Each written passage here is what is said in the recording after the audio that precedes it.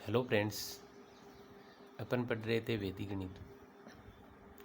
वैदिक गणित में अपन ने निकलम विधि से भाग देना, किसी संख्या का वर्ग ज्ञात करना और घनफल ज्ञात करना, ये तीनों पढ़ लिए थे। आज अपन बात करेंगे ध्वजांग विधि। ध्वजांग विधि में दो शब्द काम में आएंगे, जिसकी बात अपन ने महत्वपूर्ण शब्दों में नहीं की थी। ये शब्द वहाँ लिख लेना। दो शब्द कौन कौन से? एक तो ध्वजांग आएगा और एक आएगा मुख्यांक। ये दो शब्द काम में आएंगे अपने। जैसे निखिलम में अपने काम में लिया था ना विचलन और संख्या, वैसे यहाँ पर ये दो शब्द काम में आएंगे। वैसे टेबल बनाएंगे, है ना। तो ध्वजांक क्या होता है?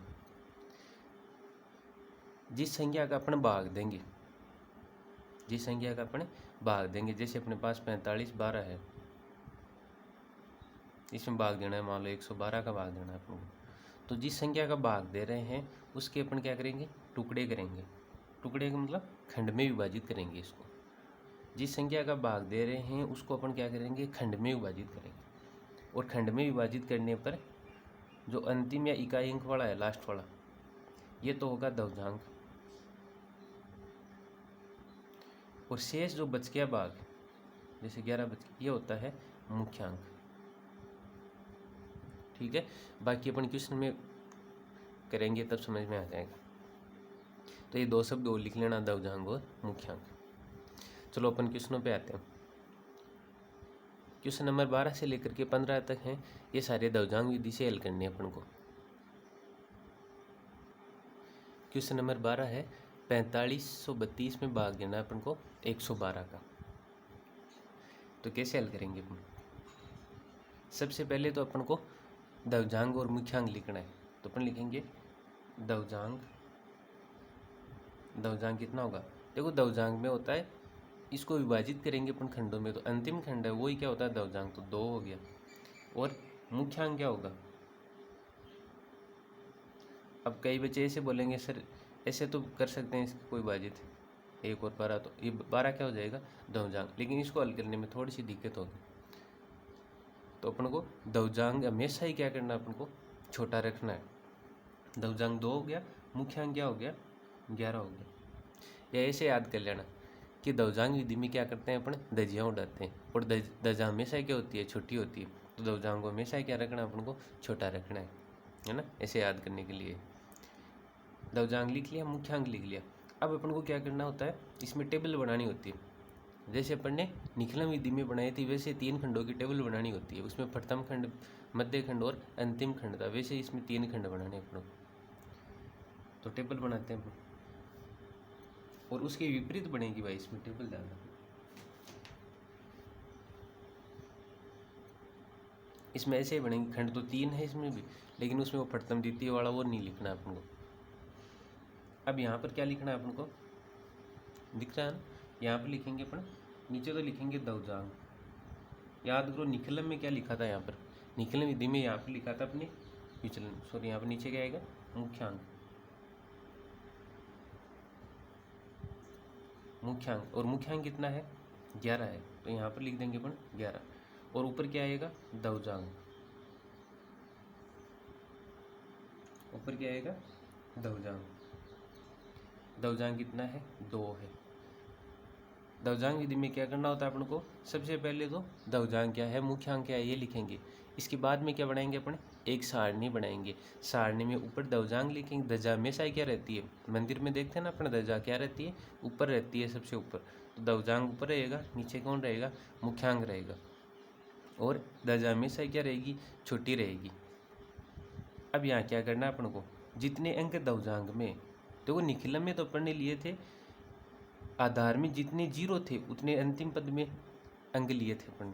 और यहाँ लिखना है अपन को ध्वजांक में जितने अंक उतने ही किस में रहेंगे? अंतिम पद में रहेंगे। तो 45 12 इसको द्वितीय पद और तृतीय पद में इस प्रकार लिखेंगे अपन। इस प्रकार लिखेंगे कि अंतिम पद में क्या रहे? 1 अंक रहे। और 1 अंक क्यों रहे? क्योंकि ध्वजांक में कितने अंक है? 2, 1 अंक ही है, तो यहाँ 1 अंक छोड़ते हैं। अब देखो क्या करते हैं अपन। निखिलम में तो सीधा यहाँ पर जोड़ कर रहे थे, इसमें क्या करना होगा अपन को? यहाँ पर तो आएगा भागफल और यहाँ पर क्या आएगा, शेषफल।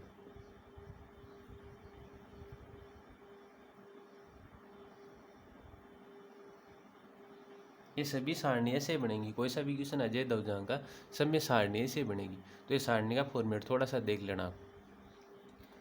अब देखो क्या करेंगे अपन, इस संख्या का यानी मुख्यांक का भाग देंगे इस संख्या में।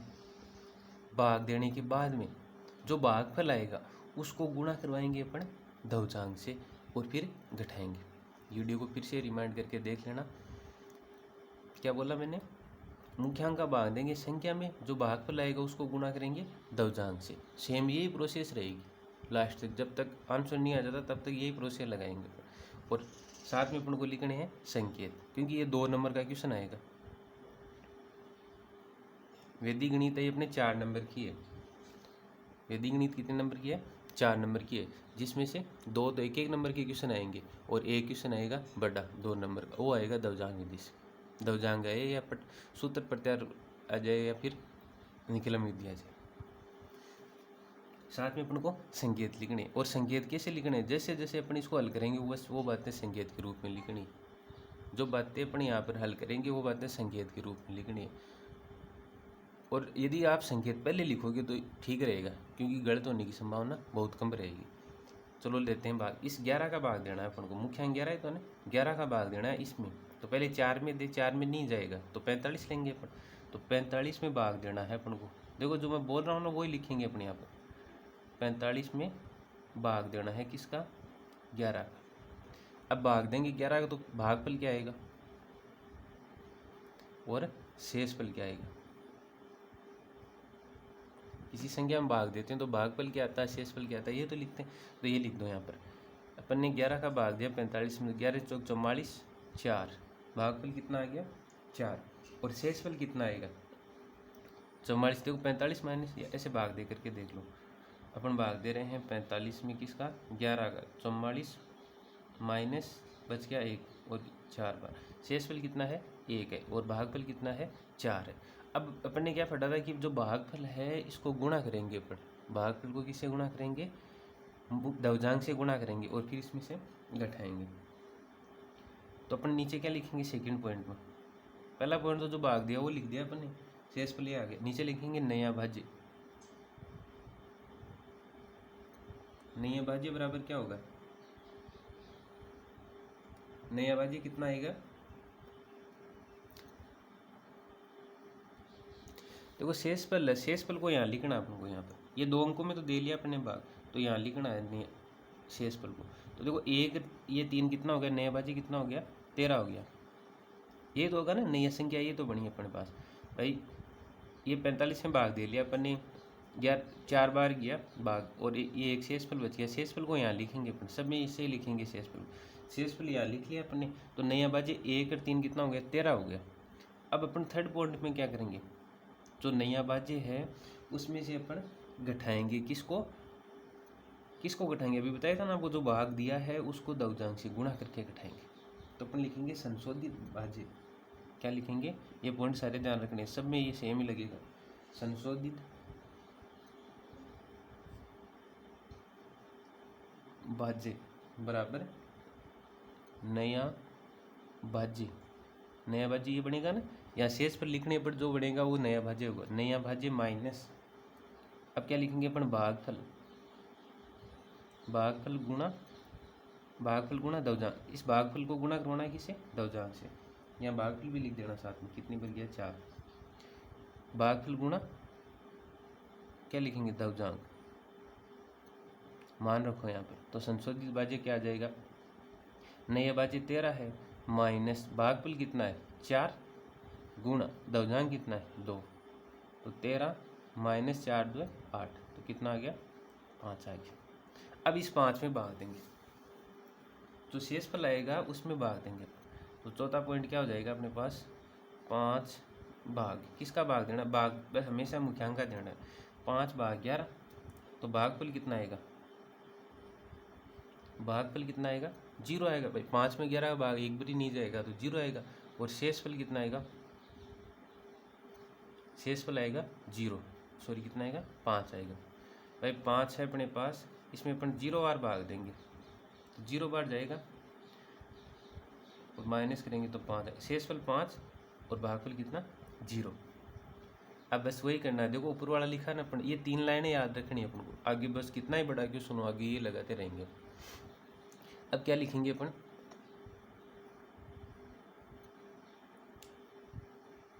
नया भाज्य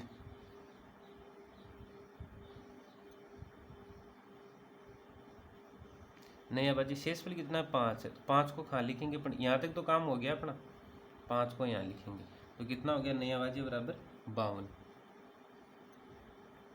ठीक है, अब नीचे लिखेंगे छठा पॉइंट, क्या लिखेंगे, नया भाज्य लिख दिया, फिर लिखेंगे संशोधित भाज्य, ऊपर वाले को नकल मार के लिखो आराम से, कोई दिक्कत नहीं।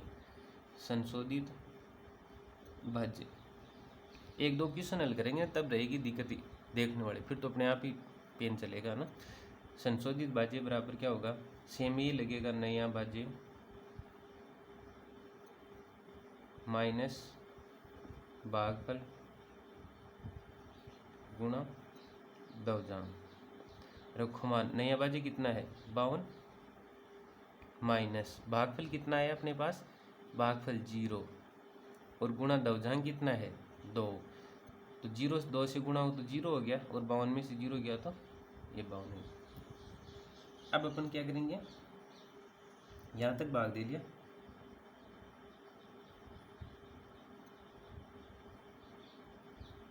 फिर भाग ये 52 आ गया तो शेषफल कितना आएगा अपने पास 52। ये भाग नहीं लिखा ना, भाग कितनी बार गया 0 पर, साथ में ये लिख लेना भाई, फिर दिक्कत होगी नहीं। तो आंसर क्या आ गया अपने पास, भागफल कितना है अपने पास, भागफल कितने, भागफल वाले खंड में कितने हैं 40 और शेषफल कितना है 52। इसे आगे करते हैं, अब देखो 52 सही है क्या, ऐसे अपन ने देखा था ना उसमें निखिलम विधि में, 52 छोटा है 112 से तो आगे भाग नहीं देंगे, यदि ये बड़ा हो गया तो अपने एक बार और भाग दे लेंगे। ठीक है, ये आ गया अपना उत्तर। अब देखो क्वेश्चन नंबर 13, क्वेश्चन नंबर 13 है 1234 में भाग देना अपन को 42 का। तो पहले अपने हल में क्या लिखेंगे, पहले लिखना अपन को वो 2 शब्द कौन से, दवजांग और मुख्यांग। तो इसमें दवजांग क्या है, दवजांग दर्जी छोटी ले नहीं दर्जा, तो अपन क्या लिखेंगे दवजांग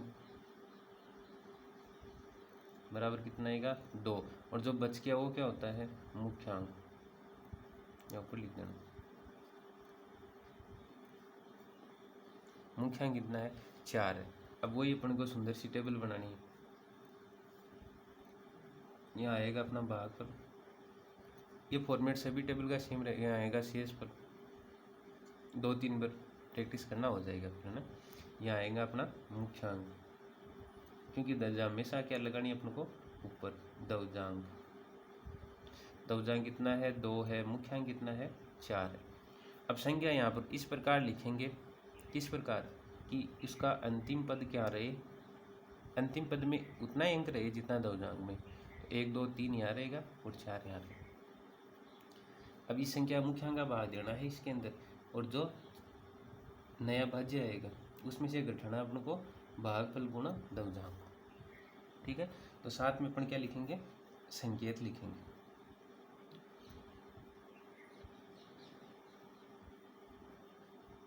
संकेत। पहला पॉइंट लिखो, पहला पॉइंट है यहाँ पर भाग देंगे, 1 में 4 का नहीं जाएगा तो अपन भाग देंगे 12 में, 12 में भाग दिया किसका 4 का, कितनी बार जाएगा, भागफल लिखेंगे यहाँ पर, भागफल क्या आएगा और शेषफल क्या आएगा।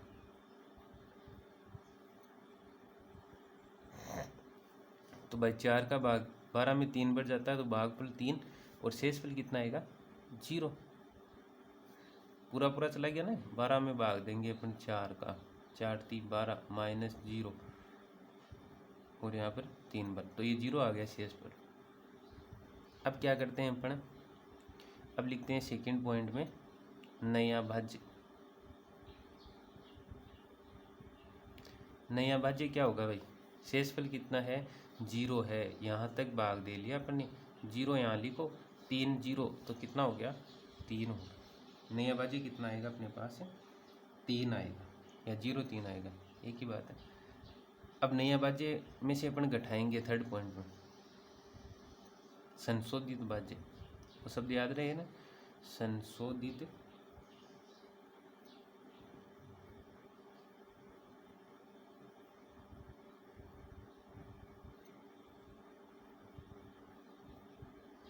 भाज्य बराबर क्या आएगा? नया भाज्य माइनस भागफल गुणा शेषफल। भाई यहाँ पर ये लिख लेना, 3 पर भाग है अपने पास, भागफल 3 तन शेषफल। चलो करते हैं हल। नया भाज्य कितना अपने पास? 3 है, माइनस भागफल कितना है? भागफल भी कितना है? 3 है, और शेषफल कितना है? सॉरी यहाँ पर क्या आएगा? दवजांग आएगा। सूत्र दवजांग का ही तो था ना। देखो भागफल को गुणा करेंगे दवजांग, फिर घटाएंगे, 2 आएगा।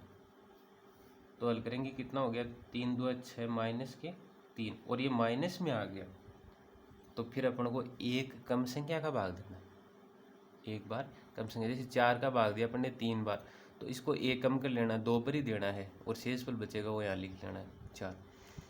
ठीक है, तो यहाँ लिखेंगे अपन नीचे प्रक्रिया फर्स्ट निरस्त करने योग्य, क्योंकि ऋणात्मक आ गया ना,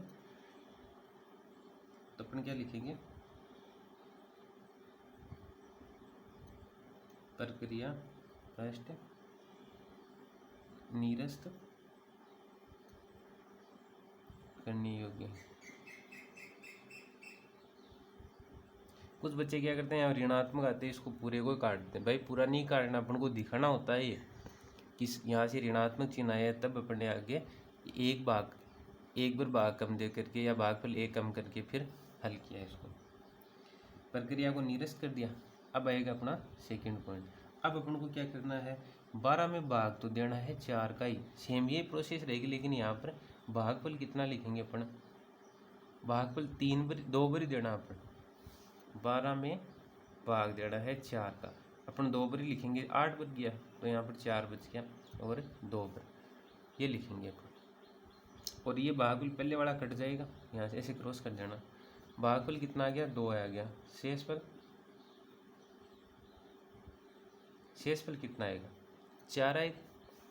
तो यहाँ पर अपन लिखेंगे भागफल कितना है? 2 आएगा। शेषफल आ गया अपने पास 4। 4 को कहाँ लिखेंगे? यहाँ पर। यहाँ तक हो गया था अपना, सॉरी यहाँ नहीं लिखेंगे, इस 0 की जगह लिखेंगे अपन।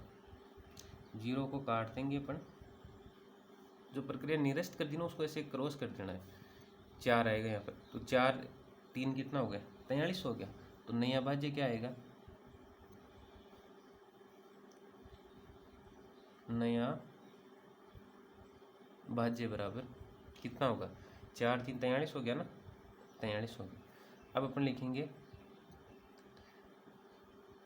संशोधित भाज्य। संशोधित भाज्य क्या होगा? नया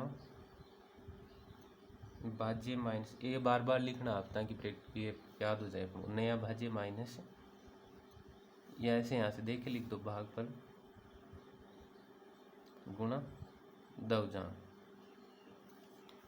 तो नया भाज्य अपने पास क्या है? 43 है, माइनस भागफल कितना है? भाग कितनी पर दिया अपन ने? 2 पर। इसको तो भूल जाना है, इसको नहीं करना है, इसको क्रॉस कर दिया ना अपन को, 2 पर दिया। गुणा दवजांग भी कितना है? 2। 2 गुणा 2 4, तो कितना आ जाएगा? 39। संशोधित भाज्य कितना आ गया? 39। आगे वाली स्टेप में अपन क्या करेंगे? संशोधित भाज्य में भाग देंगे, तो 39 भाग उसी का देना है मुख्यांक का 4, तो क्या आएगा? भागफल क्या आएगा? सेम वही प्रोसेस रहेगी। भागफल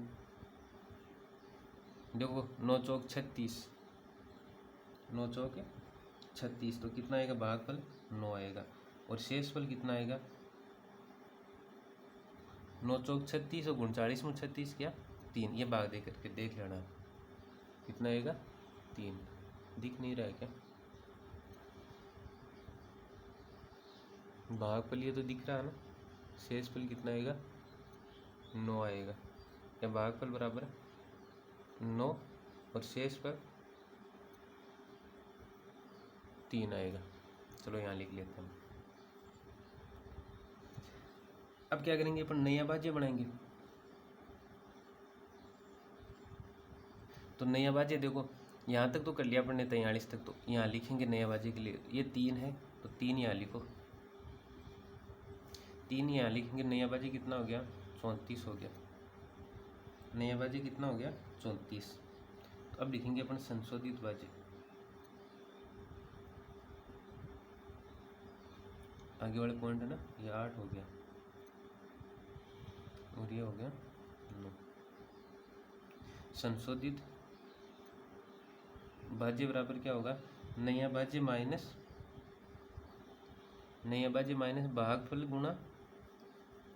भागफल गुणा दवजांक। तो 34 माइनस 9 2 18, कितना बच गया, 16। सॉरी यहाँ पर कितना 34 है ना, कितना बच गया, 16 बच गया। अतः है भागफल, ये शेषफल है ना 16, यहाँ लिख देना 16 में। ये 34 बना नया भाज्य, इसमें से घटाना है किसको, अब बच्चे यहाँ 34 सीधा ही शेषफल लिख देते हैं। शेषफल 34 नहीं आएगा क्योंकि अपन को संशोधित भाज्य लेना है, वो छोटा होगा किसे, भाग देने वाले से, तभी अपन नीचे लिखेंगे ये शेषफल। अतः भागफल तो कितना आ गया, ये 2 आ गया, फिर भाग नहीं दिया क्या अपन ने, 9 बार दिया ना, ये भी लिखो साथ में। भागफल तो कितना आएगा 29 और शेषफल 16 आएगा। अब देखो क्वेश्चन नंबर 14। क्वेश्चन नंबर 14 है 98,765 में भाग देना है अपन को 87 का। तो पहले तो वही लिखना है अपन को, दवजांक क्या है, मुख्यांक क्या है। दवजांक 7 और मुख्यांक, ये दवजांक हो गया तो ये क्या हो गया, मुख्यांक। अब वही सुंदर सी टेबल बनानी है अपन को, ठीक है। यहाँ पर कौन आएगा, भागफल, और यहाँ कौन आएगा, शेषफल। इधर नीचे तो आएगा मुख्यांक और ऊपर आएगा दवजांक। यहाँ संख्या इस प्रकार लिखनी है कि जितने अंक इसमें हो दवजांक उतने यहाँ रखने, बाकी के यहाँ लिखने 6 7 8 और 9, ठीक है। अब यहाँ लिखेंगे अपन संकेत।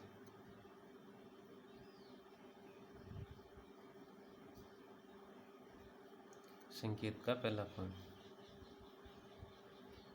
ये यहाँ से स्टार्ट कर लेते हैं अपन सब। संकेत और फर्स्ट पॉइंट क्या है, सबसे पहले भाग देना है मुख्यांक का, किसमें, संख्या में। तो 9 में चला जाएगा भाग, 9 भाग 8, क्या लिखेंगे, भागफल कितना आएगा और शेषफल कितना आएगा। तो भागफल 9 में 8 का भाग कितनी बढ़ जाएगा, 1 बढ़ जाएगा, बच गया कितना, 1। भागफल 1, शेषफल 1, ये आएगा ना, भागफल 1 आएगा और शेषफल भी 1 आएगा। शेषफल को यहाँ लिखते हैं अपन, तो नया भाज्य 1 8 18 हो गया ना, अपन लिखेंगे सेकंड पॉइंट, नया भाज्य बराबर 18। अब थर्ड पॉइंट क्या लिखते हैं अपन, संशोधित भाज्य। अब नया भाज्य में नहीं देना, सीधा 18 में भाग नहीं देना अपन को, संशोधित भाज्य निकालना। संशोधित भाज्य कैसे आएगा, ये भी लिख लो साथ में, भागफल 1 तो है ना, भागफल साथ में लिखते रहोगे। संशोधित भाज्य कैसे निकालेंगे अपन, जो नया भाज्य है उसमें से भागफल गुणा दवजांक। तो अपन लिखेंगे संशोधित भाज्य बराबर, संशोधित भाज्य बराबर क्या होगा, नया भाज्य माइनस भागफल, ये भागफल इसको गुणा करेंगे किससे, दवजांक से। नया भाज्य तो कितना था अपने पास 18, माइनस भागफल कितना है अपने पास 1, गुणा दवजांक कितना है 7। 18 में से 7 गया, कितना बचेगा? 11 बचेगा। अब संशोधित भाज्य में अपन क्या करेंगे, फिर से भाग देंगे। संशोधित भाज्य कितना है? 11 है, भाग देना है किसका? 8 का। तो भागफल क्या आएगा और शेषफल क्या आएगा? 8 का 11 में भाग 1 बढ़ जाएगा, शेषफल कितना आएगा? 8 3 11, 3 के भाग दे के देख लेना आप 8 में भागफल कितना आता है, शेषफल कितना आता है। ठीक है, शेषफल 3 है, शेषफल को क्या लिखेंगे? यहाँ पर लिखेंगे। भागफल को क्या लिखेंगे? यहाँ लिखेंगे। 3 7, तो नया बाजी क्या बन गया अपने पास? 3 और 7 37 हो गया ना, 37। नया बाजी लिखना, नया भाज्य बराबर 37। आगे वाली स्टेप में क्या होगा? संशोधित भाज्य। ये गलती नहीं करनी है अपन को कि जो नया भाज्य आ गया उसमें भाग दे लेना, नहीं, ये 3 स्टेप याद रखनी है अपन को, तभी वापस से भाग लगेगा। ऐसे याद रख लेना, कंफ्यूज नहीं रहेगा। पहला आएगा अपने पास भाग देना है, भाग देने के बाद में नया भाज्य, उसके बाद में संशोधित भाज्य, फिर वापस भाग लगेगा, यानी 3 स्टेप के बाद में भाग लगेगा। संशोधित भाज्य बराबर क्या होगा? नया भाज्य माइनस भागफल कितना है? भागफल 1 गुणा दवजांग कितना है? 7। 37 में से 7 गया 30। अब भाग देना वापस 30, भाग हमेशा मुख्यांक का देना है 8, भाग हमेशा मुख्यांक का देना है। तो क्या लिखेंगे? भागफल 8 का इसमें कितनी बढ़ जाएगा? 8 का कितनी बढ़ जाएगा? 8 3 24, 3 बार शेषफल, शेषफल कितना बच गया? 24। तो 30 में से 24 किया 6, शेषफल आ गया 6। भाग 3 बच गया, 3 यहाँ लिखो भागफल में, ये साथ में लिखेंगे तो गलती नहीं रहेगी। और शेषफल कितना है? 6, तो 6 लिखेंगे अपन यहाँ पर, 6 लिखेंगे अपन यहाँ पर। तो नया बाजी क्या आ गया अपने पास?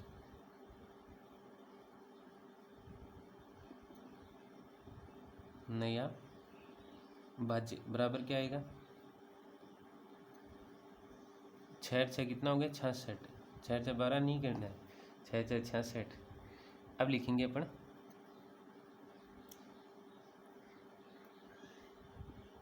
पॉइंट 9 में लिखेंगे अपन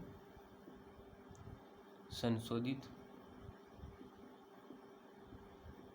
भाज्य। संशोधित भाज्य क्या होगा?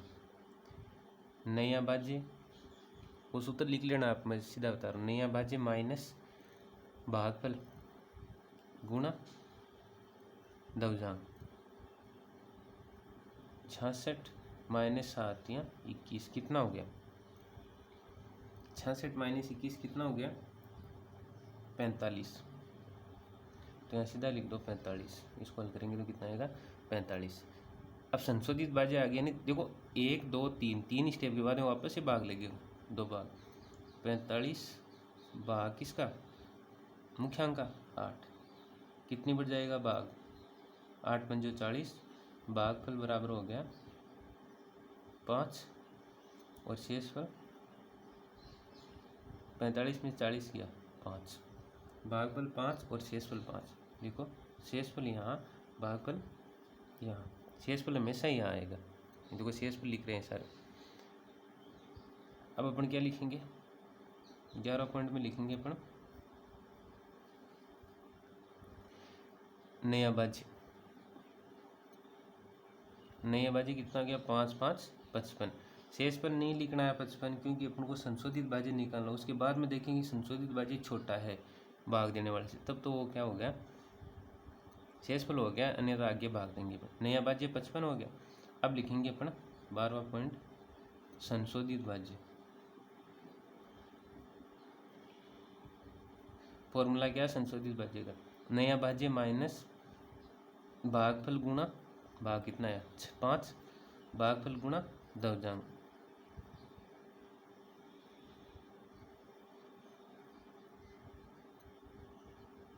कितना हो गया 55 माइनस 7×35, तो कितना आ गया 20।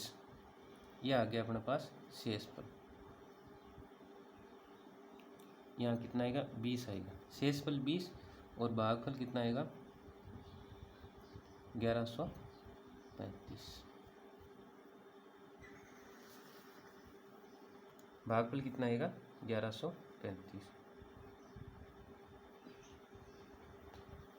ठीक है, ये आ गया अपना